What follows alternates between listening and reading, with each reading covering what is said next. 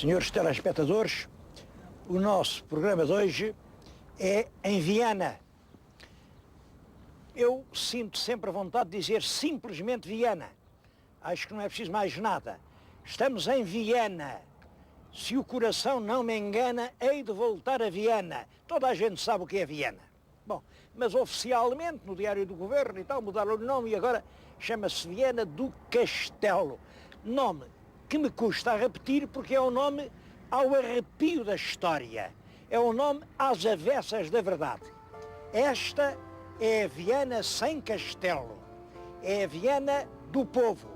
É a Viana dos mariantes, dos pescadores, dos homens que foram até longe, faziam negócio. Não tinham castelo, nem alcaide, nem senhor, nem portas da traição.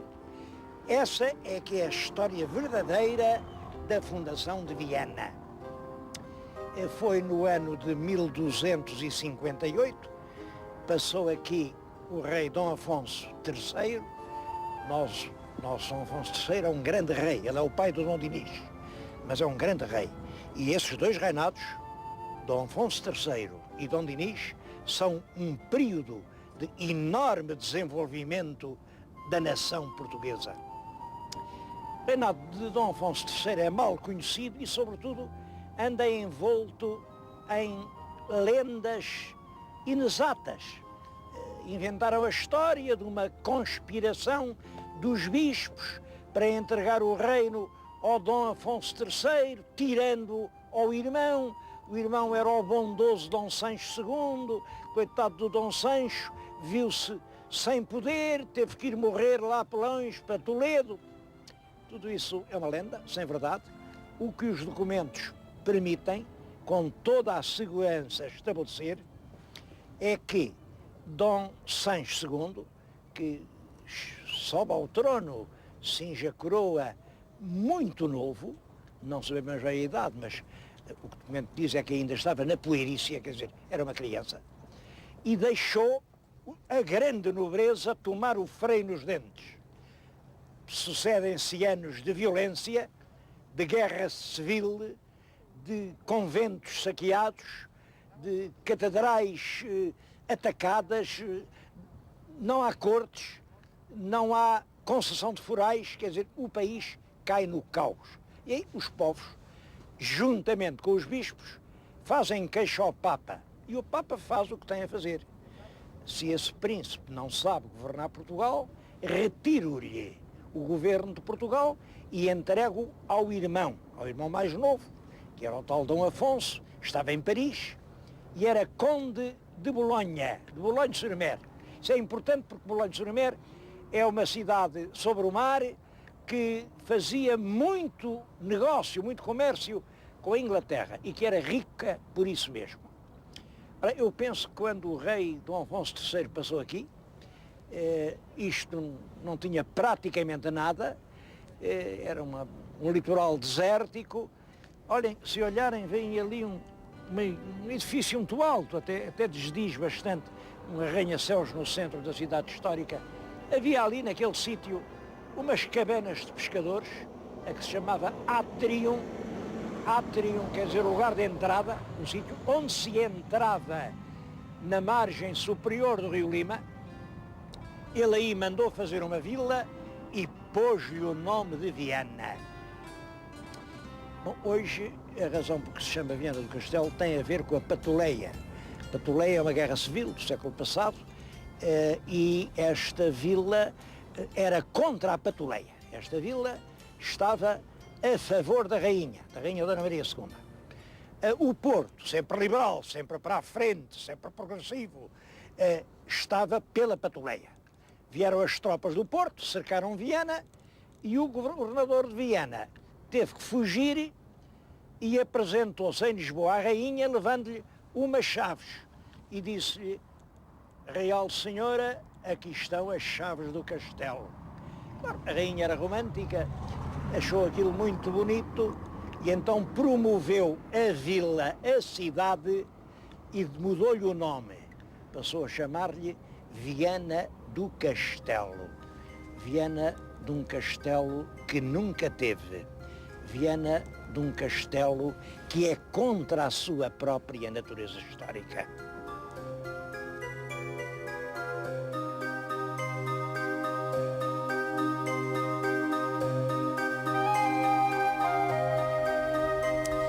Bom, mas é claro, hoje tudo isso são águas passadas.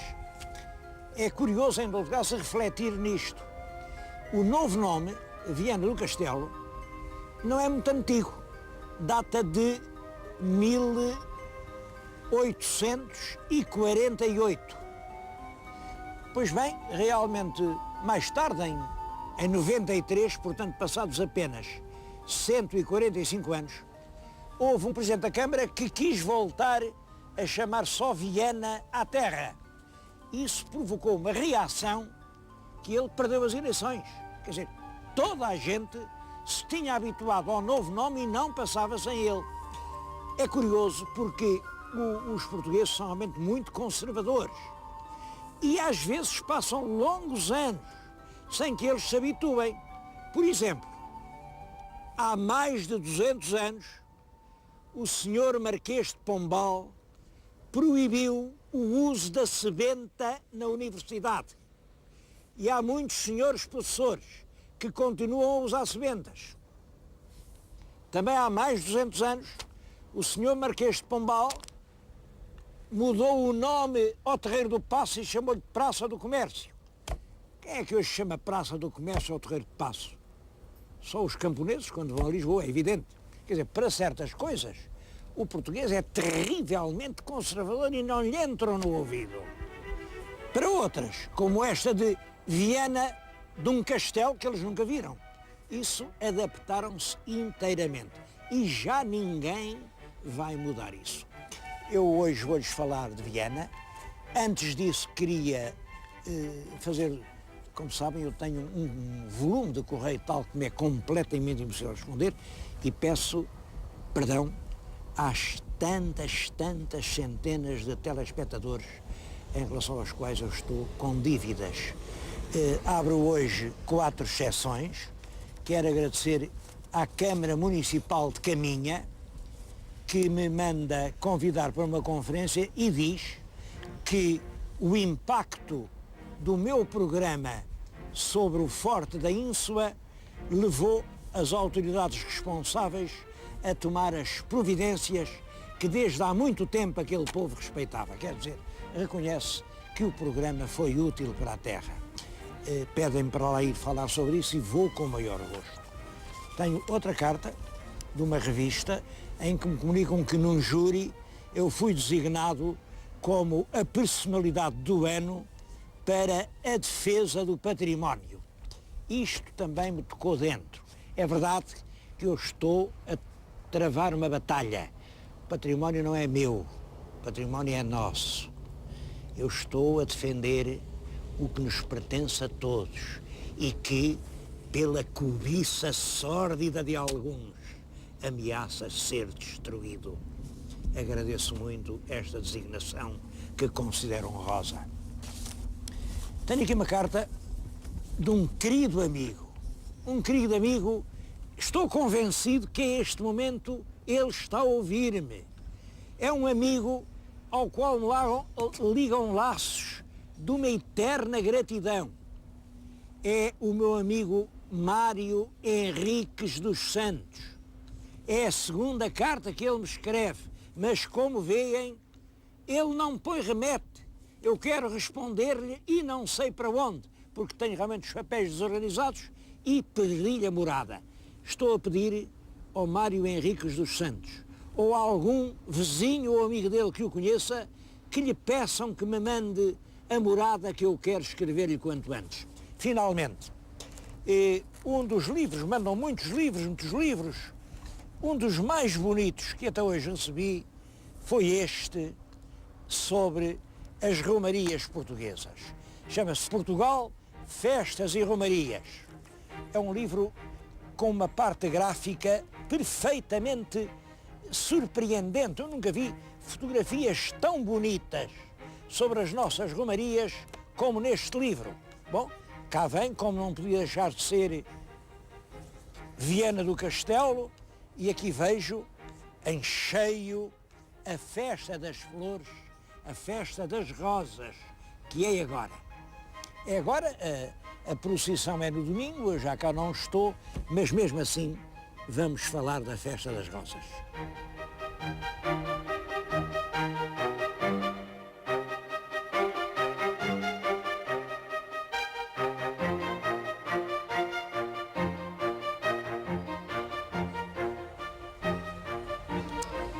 Para lhes falar de romarias, eu tinha escolhido um local, é a Praça da República. A Praça da República é, de certo modo, o coração de Viana. Antes de se chamar Praça da República, chamou-se Praça da Rainha. Foi a Rainha que fez a vila-cidade. E antes de ser Praça da Rainha, chamavam-lhe a Praça do Forno, porque era aqui que se cozia o pão que o povo comia. Mas tive uma surpresa. A Praça da República estava cheia de gente, cheia de estudantes. Eu estou rodeado de estudantes das escolas de Viana.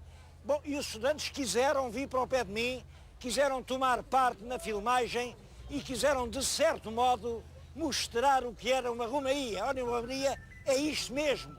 É uma data de gente alegre, de gente jovem, de gente em quem se sente vibrar a primavera.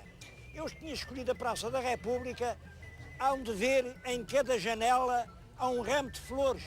São as maias. As festas populares são as mais importantes, são na primavera, porque é na primavera que se sente romper toda a força da vida. Eu acho que nas veias dos jovens o sangue pulsa com mais força. Aqui no Minho, as grandes festas da primavera são realmente acontecimentos extraordinários. Agora nesta altura, estou a falar-lhes em maio, mas só vão ver o programa em junho, agora está a acontecer a festa das flores, a festa das rosas. Bom, já não poderão ver a festa das rosas porque está a correr, mas eu vou também convidá-los para virem à festa da agonia. Venham agora comigo até à festa das rosas.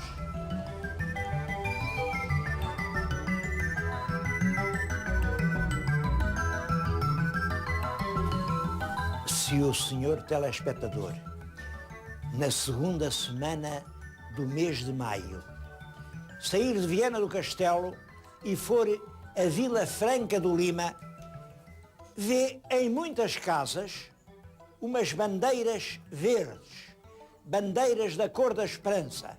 Vê a primeira, segunda, terceira, e vai ver o que querem dizer aquelas bandeiras. Eu vinha na estrada, vi as bandeiras, fiquei espantado. Mas o que é que aquilo quer dizer? Até que, numa casa que já devia ser das últimas, porque já fica muito perto da aldeia, entrei e perguntei. Eu nem precisei de perguntar. Olhem, o que eu vi foi logo isto. Vi uma mordoma. São as casas das mordomas. Esta mordoma é a Sandra Alves. Ela, a família, a vizinhança, os amigos, assumiram a obrigação de fazer um cesto de rosas. O cesto de rosas está aqui. Estão aqui os amigos a cavalo. Só tem que estar pronto no domingo. E reparem, cada cesto tem um desenho e um tema que é rigorosamente secreto. Toda a gente que aqui está jurou não revelar o que é que o cesto representa. Bom, há uns que têm figuras, podem ter o Dom Afonso Henriques, ou podem ter o Dom Afonso Roupinho, ou podem ter a Sete Coimbra, ou podem ter... Tem tanta coisa. Eu acho que tive sorte na porta onde bati, porque este é emocionante. Este cesto é inspirado na filosofia do jubileu. Como sabem, o jubileu marca os 2000 anos do nascimento de Cristo. Bom, e o que este desenho representa é que os homens morrem, as verdades ficam e a fé é eterna. É um desenho feito aqui por estas pessoas, pela família, e penso que não há... Eu não me encontrei ainda, e olhem que já fui a Roma este ano, ainda não encontrei nenhuma maneira mais comovida e mais tocante de evocar a verdade do jubileu. Eu estou a falar nisto comovido.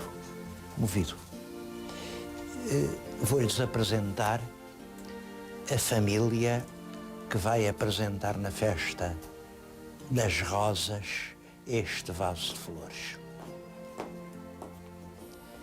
Esta é uma irmã da mordoma, que é licenciada. Agora, junto de mim, tenho a mordoma. Esta é a mãe da mordoma. Este é o pai. E esta, a outra irmã, que também é licenciada. É uma família bem instalada, de lavradores minhotos, e é esta gente que está a preparar esta maravilha, que é este vaso de rosas que vai aparecer no domingo na igreja.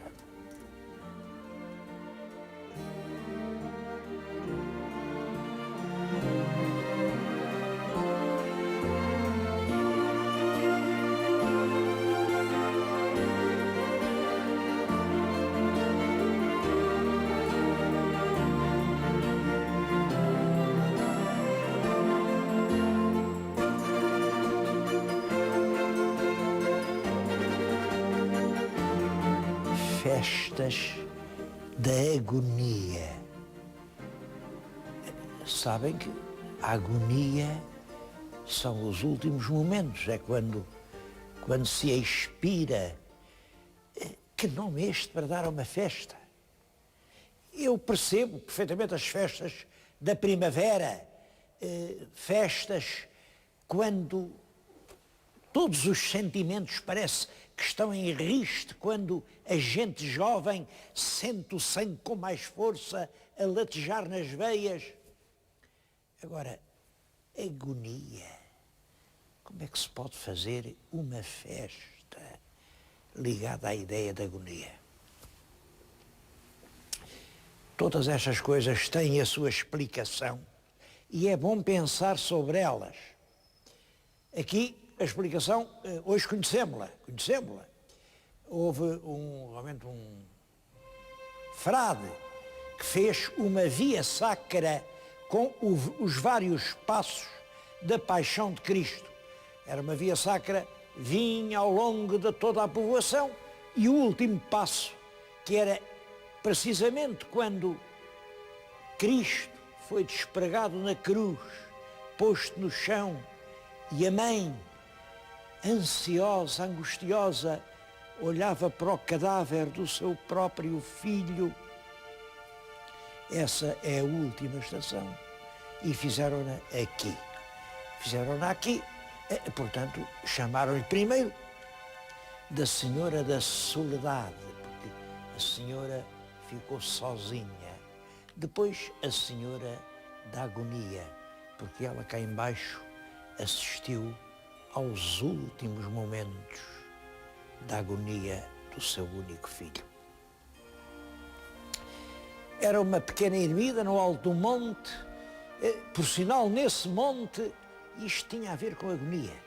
Era aqui, neste monte, que se erguiam as forcas, nas quais se enforcavam os criminosos. Mas a gente que andava no mar, ao longe, via aquela pequenina capela branca e fazia votos. Se conseguisse ultrapassar a barreira das ondas, se chegasse à terra, salvasse as vidas das terríveis tempestades do Atlântico, vinham aqui em procissões, de joelhos, mostrar o seu agradecimento. Foi assim que a Senhora da Agonia se tornou a grande romaria dos pescadores portugueses. É, sem dúvida nenhuma, a maior das romarias do Alto Minho. E eu penso mesmo que, talvez depois de Fátima, seja esta, ainda hoje, a maior das romarias portuguesas.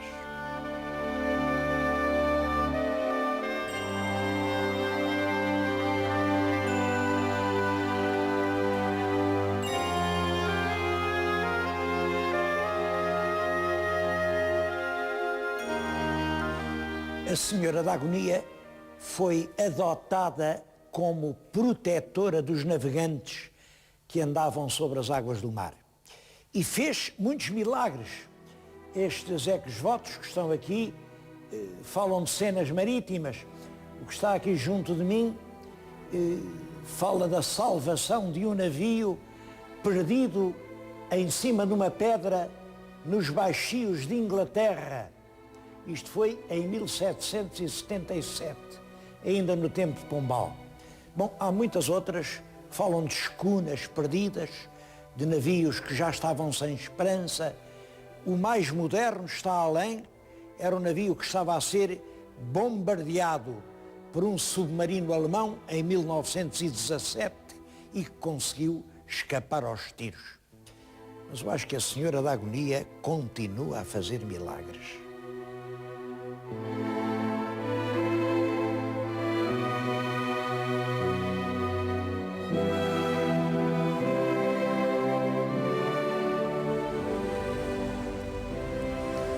Esta devoção da Senhora da Agonia continua muito viva.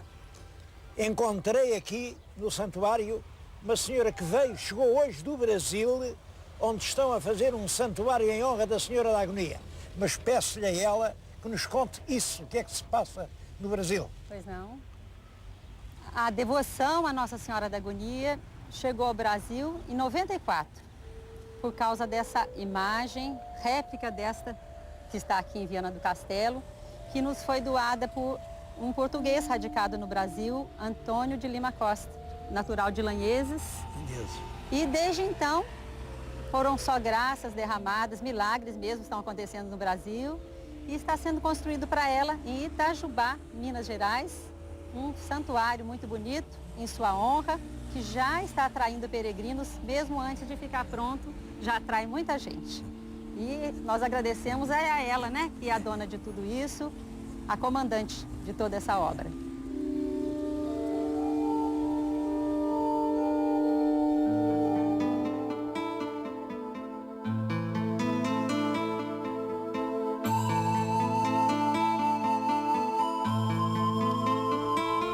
Talvez nenhuma outra cidade em Portugal consiga conjugar tão bem o seu aspecto histórico com a sua modernidade. Viana tem um centro histórico que está admiravelmente preservado e que é um verdadeiro álbum de imagens. Temos ali coisas do século XV, como a Catedral, a Casa do João Velho, o Hospital Velho, do século XVI. Olhem como o edifício da Câmara antigo, ou a Misericórdia, do século XVII, o Convento de Santo António, o Convento de São Domingos, do século XVIII, esses solares, a Casa dos Malheiros, esta casa onde está agora o Politécnico, do século XIX, lá adiante, Santa Luzia, por exemplo. Bom, mas eu sou especialmente sensível a um monumento do século XX que aqui se conserva. É este navio em que lhe estou a falar. É o velho Gilianes, que foi embaixada de Portugal no Brasil durante uma parte do ano de 1973. É talvez o único navio histórico português que serviu alguma vez de embaixada. E é mais um elo a ligar Viana ao Brasil. Eu há bocadinho impressionei-me quando apareceu aquela senhora, estava ali por acaso, de Itajubá. A senhora tinha vindo de Itajubá aqui à Senhora da Agonia. É um laço a prender portugueses e brasileiros. Aquela senhora era o mais moderno laço dessa ligação.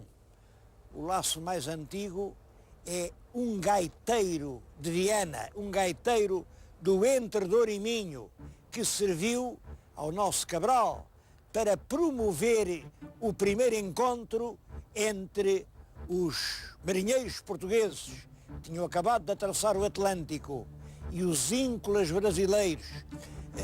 Claro, os nossos rapazes estavam ansiosos por desembarcar, os indígenas estavam armados com arcos de setas, com lanças pontiagudas e, naturalmente, qualquer atrito, qualquer conflito podia ser sangrento. Por isso, Cabral dá a ordem de que o primeiro que desembarcou, o Diogo Dias, leve como exclusiva escolta um gaiteiro de Entre Douro e Minho. Assim, olhem, um rapaz que devia ser como este, e a música que ele tocava era mais ou menos esta.